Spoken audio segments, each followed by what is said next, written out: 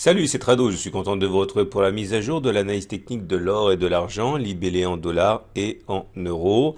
Je vous rappelle les faits marquants de ces dernières semaines, c'est que nous avons réussi la semaine dernière à clôturer au-dessus du niveau qui était mon niveau d'alerte il y a quelques mois de cela. Rappelez-vous, j'avais émis un bulletin exprimant mon inquiétude à court terme. On a consolidé pendant quelques semaines et la semaine dernière, c'est-à-dire la semaine du 20 janvier, on a réussi à clôturer au-dessus de cette zone obstacle et on est rentré, à mon avis, dans une période où on peut lever l'alerte à court terme. J'accumule de l'or une fois de plus sur ces niveaux depuis la semaine dernière. La logique, elle est simple, comme vous pouvez le voir. Lorsque l'on a une résistance, comme c'est le cas par exemple ici, eh bien, lorsque l'on casse cette résistance, généralement, ça libère un potentiel qui permet d'envisager de nouveaux plus hauts. J'évite toujours d'acheter lorsqu'on est au contact d'une résistance. Par contre, mes achats se déclenchent lorsque l'on franchit une résistance. Par exemple, là encore, on avait une résistance, une zone qui nous a bloqué. On a réussi à passer au-dessus, à clôturer au-dessus.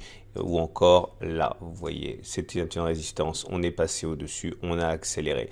Et c'est donc la même logique qui fait qu'actuellement, je considère qu'on est dans une zone d'accumulation rationnelle, puisqu'on a réussi à se débarrasser de cette résistance. Est-ce qu'on va réussir à monter comme les précédentes fois, ou est-ce qu'on risque d'avoir une nouvelle correction, une nouvelle attaque baissière? On n'en sait rien.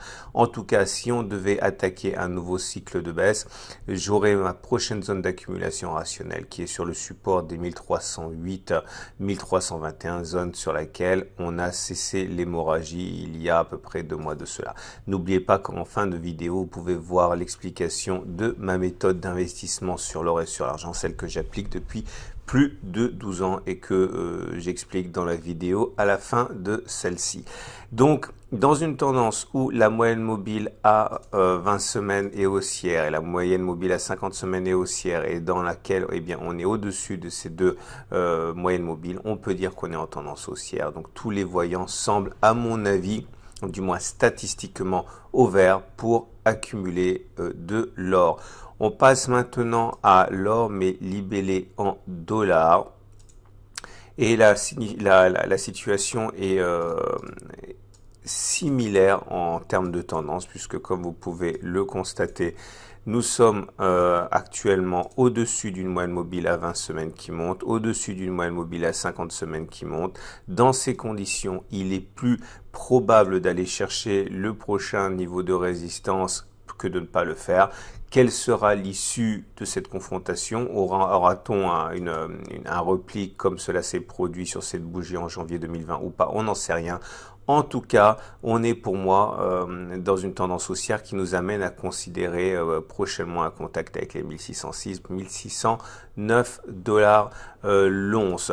La levée du signal d'alerte a été également donnée la semaine dernière puisqu'on a réussi à clôturer au-dessus de cette résistance des 1565, 1520.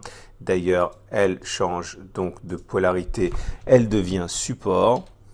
J'ai donc accumulé, je vous l'ai expliqué la semaine dernière, sur le passage de cette résistance qui est devenue support. Le prochain obstacle, vous l'avez compris, c'est les 1616, 1609.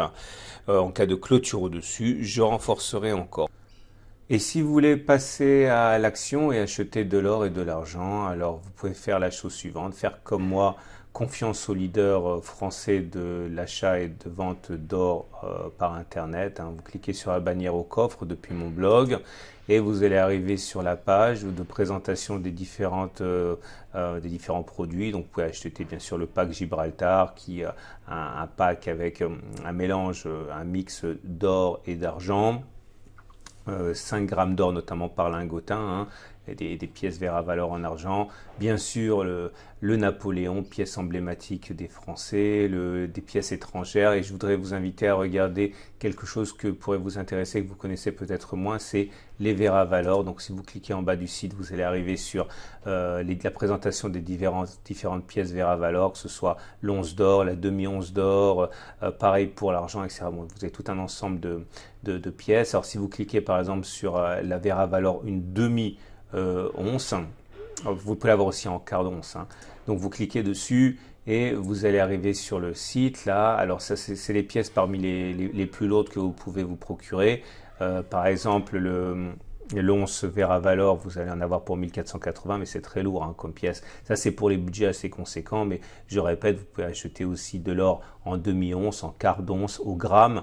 Bref, tout un ensemble de pièces qui vous permet d'adapter vos achats à votre budget, sauf si vous fractionnez comme moi et que vous achetez petit à petit. Vous pouvez évidemment acheter de l'argent. Alors la Vera Silver 1 once est disponible pour un montant évidemment beaucoup plus raisonnable, hein, puisque l'argent est beaucoup moins cher que l'or. On est à 22,70, etc. Bon, bah, c'est simplement pour vous montrer ce que vous pouvez acheter si vous vous intéressez à l'or et à l'argent. Et je rappelle que ces pièces de Vera, les pièces d'or hein, de Vera Valor sont équipées d'un code qui les rend beaucoup plus difficilement falsifiables. Hein.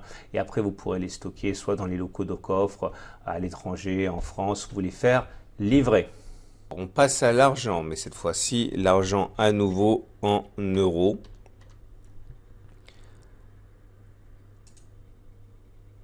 Et là aussi, les choses sont encourageantes puisque la tendance est haussière. Les cours sont au-dessus de la moyenne mobile à 20 semaines qui monte et au-dessus de la moyenne mobile à 50 semaines qui monte. Les chances sont donc plus importantes d'aller chercher la résistance des 17,5 et 17,9 que de ne pas le faire. Arriverons-nous à passer au-dessus ou pas? C'est encore autre chose, mais en tout cas pour l'instant, dans cette configuration, encore une fois, il y a un potentiel de hausse à court terme qui est à peu près de 8%.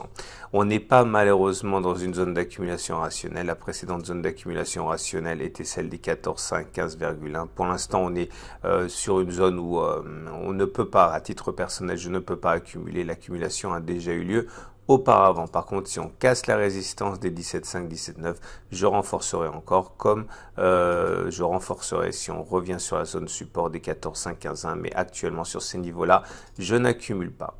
On termine avec l'argent en dollars pour finir.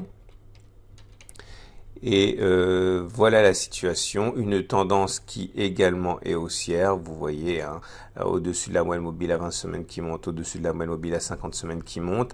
Pour ceux qui n'ont pas eu l'occasion de renforcer la dernière fois que l'on est venu titiller cette zone support des 16,5, 17,3, vous voyez comme les rebonds sont violents lorsqu'on vient chercher.